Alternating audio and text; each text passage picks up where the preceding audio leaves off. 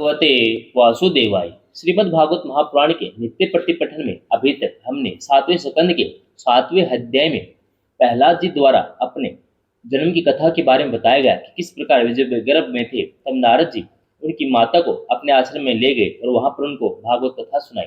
आज हम जानेंगे 8वां अध्याय नरसिंह भगवान का प्रादुर्भाव, हिरण्यकशिपु का वध एवं ब्रह्मा आदि देवताओं द्वारा भगवान की स्तुति। नारद जी कहते हैं, प्रहलाद जी का प्रवचन सुनकर दैत्य बालकों ने उसी समय से निर्दोष होने के कारण उनकी बात पकड़ ली।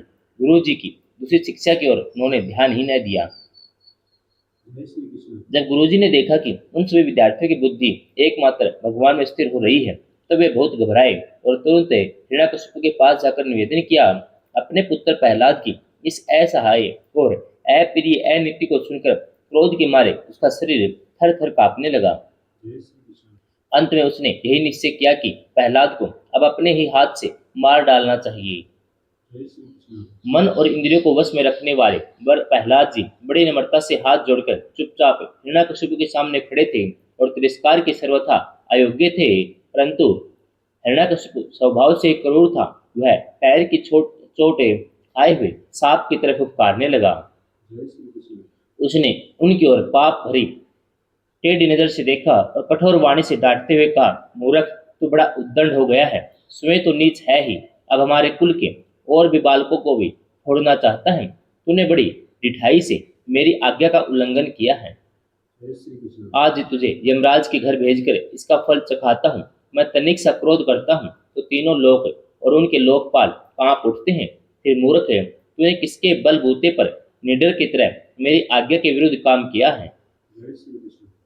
प्रहलाद जी ने कहा, दत्तेराज, ब्रह्मा से लेकर तिनके तक सब छोटे बड़े चर अचर जीवों को भगवान ने अपने वश में कर रखा है। न केवल मेरे और आपके बल्कि संसार के समस्त बलवानों के बल भी केवल वही हैं। वे ही महापराक्रमी सर्वशक्तिमान प्रभु काल हैं तथा समस्त प्राणियों के इंद्रिय बल, मनोबल, देह बल, धैर्य इंद्रिय भी वही हैं। वही परमेश्वर अपने शक्तियों के द्वारा इस विश्व की रचना, रक्षा और संहार करते हैं। वे ही तीनों गुणों के स्वामी हैं। आप अपना यह आसुर भाव छोड़ दीजिए, अपने मन को सबके प्रति समान बनाइए। इस संसार में अपने वश में न रहने वाले कुमार्गगामी मन के अतिरिक्त और कोई शत्रु नहीं है। मन में सबके प्रति समता का भाव लाना ही भगवान की सबसे बड़ी पूजा है। जो लोग अपना सर्वस्व लूटने वाले इन्हें 6 इंद्रिय रूपी टाकू पर तो पहले विजय नहीं प्राप्त करते, ऐसा मानने लगते हैं कि हमने दसों दिशाएं जीत ली, वे मूर्ख हैं। हाँ, जिस ज्ञानी और जितेंद्रिय महात्मा ने समस्त प्राणियों के प्रति समता का भाव प्राप्त कर लिया, उसने अज्ञान से पैदा होने वाले काम, क्रोध आदि शत्रु भी मर मिटते हैं। फिर बाहर के शत्रु तो रहे ही कैसे। हिरण्यकशिपु ने कहा, रे मंद बुद्धि, तेरे बहकने की अब हद हो गई है। यह बात स्पष्ट है कि अब तू मरना चाहता है, क्योंकि जो मरना चाहते हैं वे ही ऐसी बेसिर पैर की बातें बका करते हैं। अभागे, तूने मेरे सिवा जो किसी को जगत का स्वामी बतलाया है, सो देखूं तो तेरा वह जगदीश्वर कहाँ है। अच्छा, क्या कहा, वह सर्वत्र है तो इस खंभे में क्यों नहीं दिखता। अच्छा, तुझे इस खंभे में भी दिखाई देता है। अरे, तू क्यों इतने डीग हाँक रहा है। मैं अभी तेरा सिर धड़ से अलग किए देता हूँ। देखता हूँ तेरा वह सर्वस्व हरि जिस पर तुझे इतना भरोसा है तेरी कैसे रक्षा करता है। इस प्रकार वह अत्यंत बलवान महादत्ते भगवान के परम प्रेमी प्रहलाद को बार बार झटकियां देता और सताता रहा। जब क्रोध के मारे वह अपने को रोक न सका तब हाथ में खड्ग लेकर सिंहासन से कूद पड़ा और बड़े जोर से उस खंबे को एक घूसा मारा। उसी समय उस खंबे में एक बड़ा भयंकर शब्द पैदा हुआ। ऐसा जान पड़ा मानो वह ब्रह्मांड ही फट गया हो। वह ध्वनि जब लोकपालों के लोक में पहुंची तब उसे सुनकर ब्रह्मा आदि को ऐसा जान पड़ा मानो उनके लोगों का परले हो रहा हो। हिरण्यकशिपु प्रहलाद को मार डालने के लिए बड़े जोर से झपटा था, परंतु दत्ते सेनापतियों को भी भय से कंपा देने वाली वह अद्भुत और अपूर्व घोर शब्द को सुनकर वह घबराया हुआ सा देखने लगा कि यह शब्द करने वाला कौन है। परंतु उसे सभा के भीतर कुछ भी दिखाई न पड़ा। इसी समय अपने सेवक प्रहलाद और ब्रह्मा की वाणी सत्य करने और समस्त पदार्थों में अपनी व्यापकता दिखाने के लिए सभा के भीतर ही उसी खम्भे में बड़ा ही विचित्र रूप धारण करके भगवान प्रकट हुए। वह रूप न तो पूरा सिंह का ही था न मनुष्य का, जिसमें हिरण्यकशिपु शब्द करने वाले इधर उधर खोज रहा था, उसी में खंबे के भीतर से निकलते हुए उस अद्भुत प्राणी को उसने देखा। वह सोचने लगा, अहो, यह न तो मनुष्य है और न पशु, फिर यह नरसिंह के रूप में कौन है अलौकिक जीव है जिसमें हिरण्यकशिपु इस उधेड़ बुन में लगा हुआ था। उसी में उसके बिल्कुल सामने ही नरसिंह भगवान खड़े हो गए। उनका यह रूप अत्यधिक भावना था। तपाए हुए सोने के समान पीली पीली भयानक आंखें थी। चंभाई लेने के से गर्दन के बाल इधर उधर लहरा रहे थे। दाढ़ें बड़ी विकराल थी, तलवार की तरह लपलपाती हुई छुरे की धार के समान तीखी जीभ थी। टेढ़ी बाहों से उनका मुख और भी दारुण हो रहा था। कान निश्चल और ऊपर की ओर उठे हुए थे। फूली हुई नासिका और खुला हुआ मुख पहाड़ की गुफा के समान अद्भुत जान पड़ता था। हटे हुए जबड़ों से उसकी भयंकरता बहुत बढ़ गई थी। विशाल शरीर स्वर्ग का स्पर्श कर रहा था। गर्दन कुछ नाटी मोटी थी, छाती चौड़ी, कमर बहुत पतली थी। चंद्रमा की किरणों के समान सफेद रोएं सारे शरीर पर चमक रहे थे। चारों ओर सैकड़ों भुजाएं फैली हुई थी, जिनके बड़े बड़े नख आयुध का काम कर देते थे। उनके पास फटकने तक का साहस किसी को न होता था। चक्र आदि अपने निज आयुध तथा वज्र आदि अन्य श्रेष्ठ शस्त्रों के द्वारा उन्होंने सारे दैत्य दानवों को भगा दिया। हिरण्यकशिपु सोचने लगा, हो न हो महामायावी विष्णु ने मुझे मार डालने के लिए यह ढंग रचा है, परंतु इसकी इन चालों से हो ही क्या सकता है। इस प्रकार कहता हुआ और सिंहनाद करता हुआ दैत्यराज हिरण्यकशिपु हाथ में गदा लेकर नरसिंह भगवान पर टूट पड़ा। परंतु जैसे पतंगा आग में गिरकर अदृश्य हो जाता है, वैसे वह दैत्य भगवान के तेज के भीतर जाकर लापता हो गया। समस्त शक्ति और तेज के आश्रय भगवान के संबंध में ऐसी घटना कोई आश्चर्यजनक नहीं है, क्योंकि सृष्टि के प्रारंभ में उन्होंने अपने तेज से प्रलय के निमित्त भूत तमोगुण रूपी घोर अंधकार को भी पी लिया था। तंत्रधर वह दैत्य बड़े क्रोध से लपका और अपनी गदा को बड़े जोर से घुमाकर उसने नरसिंह भगवान पर प्रहार किया। प्रहार करते समय ही जैसे गरुड़ सांप को पकड़ लेते हैं, वैसे ही भगवान ने गदा सहित उस दैत्य को पकड़ लिया। वे जब उसके साथ खिलवाड़ करने लगे, तब वह दैत्य उनके हाथ से वैसे ही निकल गया जैसे क्रीड़ा करते हुए गरुड़ के चंगुल से सांप छूट जाए। युधिष्ठिर उस समय सब के सब लोकपाल बादलों में छिपकर इस युद्ध को देख रहे थे। उनका सौरभ तो हिरण्यकशिपु ने पहले ही छीन लिया था। जब उन्होंने देखा कि भगवान के हाथ से छूट गया, तब वे और भी डर गए। हिरण्यकशिपु ने यही समझा कि नरसिंह ने मेरे बलवीर से डरकर मुझे अपने हाथों से छोड़ दिया।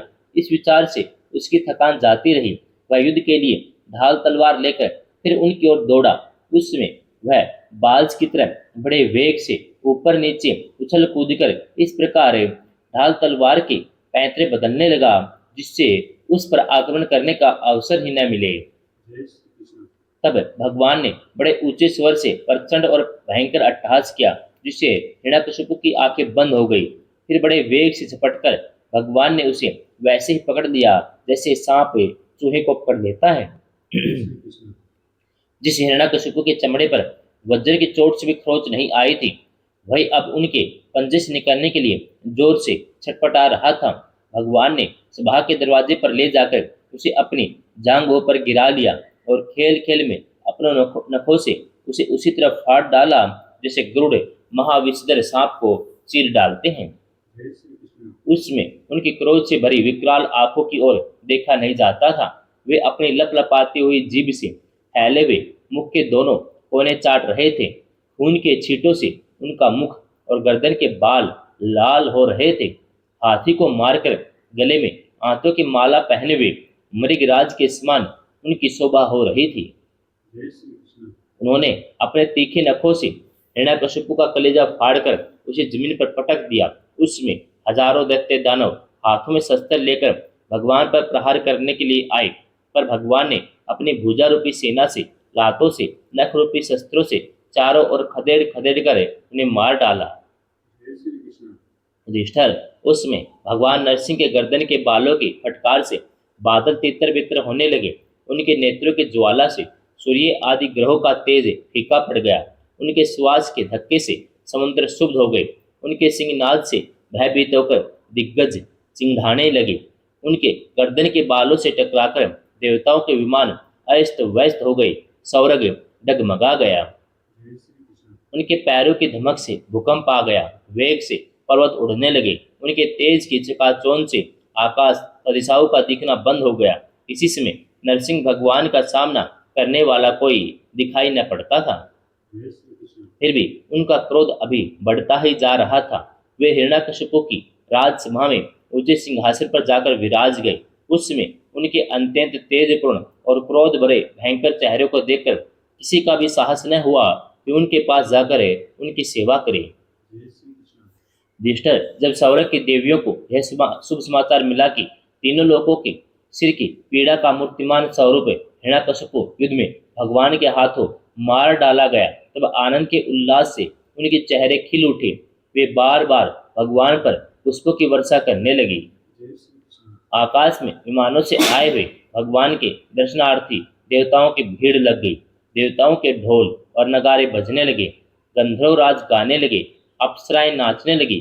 आते इसी समय ब्रह्मा, इंद्र, शंकर आदि देवता, ऋषि, पितर, सिद्ध, विद्याधर, महानाग, मनु, प्रजापति, गंधर्व, अप्सराएं, चारण, यक्ष, किमपुरुष, वेताल, सिद्ध, किन्नर और सुनंद कुमुद आदि भगवान के सभी पार्षद उनके पास आए। जय श्री कृष्ण। उन लोगों ने सिर पर अंजलि बांधकर सिंहासन पर विराजमान अत्यंत तेजस्वी नरसिंह भगवान की थोड़ी दूर से अलग अलग स्तुति की। ब्रह्मा जी ने कहा, प्रभु, आप अनंत हैं। आपकी शक्ति का कोई पार नहीं पा सकता। जय श्री कृष्ण। आपका पराक्रम विचित्र और क्रम पवित्र है। यद्यपि गुणों के द्वारा आप लीला से ही संपूर्ण विश्व की उत्पत्ति, पालन और प्रलय यथोचित ढंग से करते हैं, फिर भी आप उनसे कोई संबंध नहीं रखते, स्वयं निर्विकार रहते हैं। मैं आपको नमस्कार करता हूँ।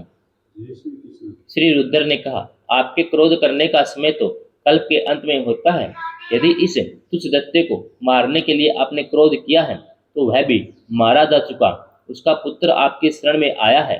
भक्त वत्सल प्रभु, आप अपने इस भक्त की रक्षा कीजिए। जय श्री कृष्ण। इंद्र ने कहा, पुरुषोत्तम, आपने हमारी रक्षा की है। आपने हमारे जो यज्ञ भाग लौटाए हैं, वे वास्तव में आप अंतर्यामी के ही हैं। दैत्यों के आतंक से संकुचित हमारे हृदय कमल को आपने प्रफुल्लित कर दिया है। वह भी आपका ही निवास स्थान है। जय श्री कृष्ण। यह जो स्वर्ग आदि का राज्य हम लोगों को पुनः प्राप्त हुआ है, यह सब काल का ग्रास है। जो आपके सेवक हैं, उनके लिए ये है ही क्या। स्वामिन, जिन्हें आपकी सेवा की चाह है, वे मुक्ति का भी आदर नहीं करते। जय श्री कृष्ण। फिर अन्य भोगों की तो आवश्यकता ही क्या है। ऋषियों ने कहा, पुरुषोत्तम, आपने तपस्या के द्वारा अपने में लीन हुए जगत की फिर से रचना की थी और कृपा करके उसी आत्म तेज स्वरूप श्रेष्ठ तपस्या का उपदेश आपने हमारे लिए भी किया था। इस दत्ते ने उसी तपस्या का उच्छेद कर दिया। शरणागत वत्सल, उस तपस्या की रक्षा के लिए अवतार ग्रहण करके आपने हमारे लिए फिर से उसी उपदेश का अनुमोदन किया है। जय श्री कृष्ण। पितरों ने कहा, प्रभु, हमारे पुत्र हमारे लिए पिंडदान करते थे। उन्हें यह बलात् छीनकर खा जाया करता था। जब वे पवित्र तीर्थ में संक्रांति आदि के अवसर पर नैमित्तिक तर्पण करते या तिलांजलि देते, तब भी उसे भी यह पी जाता। आज आपने अपने नखों से उसका पेट फाड़कर सब का सब लौटाकर मानो हमें दे दिया। जय श्री कृष्ण। आप समस्त धर्मों के एकमात्र रक्षक हैं। नरसिंह देव, हम आपको नमस्कार करते हैं। जय श्री कृष्ण। सिद्धों ने कहा, नरसिंह देव, इस दुष्ट ने अपने योग और तपस्या के बल से हमारी योग सिद्ध गति छीन ली थी। अपने नखों से आपने इस घमंडी को फाड़ डाला है। हम आपके चरणों में विनीत भाव से नमस्कार करते हैं। जय श्री कृष्ण। विद्याधरों ने कहा, यह मूर्ख हिरण्यकशिपु अपने बल और वीरता के घमंड में चूर था। यहाँ तक कि हम लोगों ने विविध धारणाओं से जो विद्या प्राप्त की थी, उसे इसने व्यर्थ कर दिया। आपने युद्ध में यज्ञ पशु की तरह इसको नष्ट कर दिया। अपनी लीला से नरसिंह बने हुए आपको हमें नित्य निरंतर प्रणाम करते हैं। जय श्री कृष्ण नागों ने कहा, इस पापी ने हमारे मणियों और हमारी श्रेष्ठ सुंदर स्त्री को छीन लिया था। आज उसकी छाती फाड़कर आपने हमारी पत्नी को बड़ा आनंद दिया है। प्रभु, हम आपको नमस्कार करते हैं। जय श्री कृष्ण मनुओं ने कहा, देवादिदेव, हम आपके आज्ञाकारी मनु हैं। इस दैत्य ने हम लोगों की धर्म मर्यादा भंग कर दी थी। आपने उस दुष्ट को मारकर बड़ा उपकार किया है। प्रभु, हम आपके सेवक हैं। आज्ञा कीजिए, हम आपकी क्या सेवा करें। जय श्री कृष्ण प्रजापतियों ने कहा, परमेश्वर, आपने हमें प्रजापति बनाया था, परंतु इसके रोक देने से हम प्रजा की सृष्टि नहीं कर पाते थे। आपने इसकी छाती फाड़ डाली, या जमीन पर सर्वदा के लिए सो गया। सत्वमय मूर्ति धारण करने वाले प्रभु, आपका यह अवतार संसार के कल्याण के लिए है। जय श्री कृष्ण गंधर्वों ने कहा, प्रभु, हम आपके नाचने वाले, अभिनय करने वाले, संगीत सुनाने वाले सेवक हैं। इस दत्त ने अपने बल, वीर्य और पराक्रम से हमें अपना गुलाम बना रखा था। उसे आपने इस दशा को पहुंचा दिया। सच है, कुमार्ग से चलने वाले का क्या कभी कल्याण हो सकता है। जय श्री कृष्ण चारणों ने कहा, प्रभु, आपने सज्जनों के हृदय को पीड़ा पहुंचाने वाले इस दुष्ट को समाप्त कर दिया। इसलिए हम आपके उन चरण कमलों की शरण में हैं, जिनके प्राप्त होते ही जन्म मृत्यु का संसार चक्र से छुटकारा मिल जाता है। जय श्री कृष्ण यक्षों ने कहा, भगवान, अपने श्रेष्ठ कर्मों के कारण हम लोग आपके सेवकों में प्रधान गिने जाते हैं, परंतु हिरण्यकशिपु हमें अपने पालकी ढोने वाला कहार बना लिया। प्रकृति के नियामक परमात्मा इसके कारण होने वाले अपने निज जनों की कष्ट जानकर ही आपने इसे मार डाला है। जय श्री कृष्ण किम पुरुषों ने कहा, हम लोग अत्यंत तुच्छ किम पुरुष हैं, आप सर्वशक्तिमान महापुरुष हैं। जब सत्पुरुषों ने हमारा इसका तिरस्कार किया, इससे धिकारा, तभी आज आपने इस कुपुरुष असुर अधम को नष्ट कर दिया। जय श्री कृष्ण वैतालिकाओं ने कहा, भगवान, बड़े बड़े सभाओं और ज्ञानियों में आपके निर्मल यश का गान करके हमें बड़ी प्रतिष्ठा पूजा प्राप्त करते थे। इस दुष्ट ने हमारी वह आजीविका ही नष्ट कर दी थी। बड़े सौभाग्य की बात है कि महारोग के समान इस दुष्ट को आपने जड़ मूल से उखाड़ दिया। जय श्री कृष्ण किन्नरों ने कहा, हम किन्नर गण आपके सेवक हैं। यह दत्ते हमसे बेगार में काम लेता था। भगवान ने आपने कृपा करके आज इस पापी को नष्ट कर दिया। प्रभु, आप इसी प्रकार हमारा अभ्युदय करते रहें। जय श्री कृष्ण भगवान के पार्षदों ने कहा, शरणागत वत्सल, संपूर्ण लोगों को शांति प्रदान करने वाला आपका यह अलौकिक नरसिंह रूप हमने आज ही देखा है। भगवान ने यह दत्ते आपका वही आज्ञाकारी सेवक था जिसे सनकादि ने साप दिया था। हम समझते हैं आपने कृपा करके इसके उद्धार के लिए ही इसका वध किया है। जय श्री कृष्ण 8वां अध्याय समाप्तम। जय श्री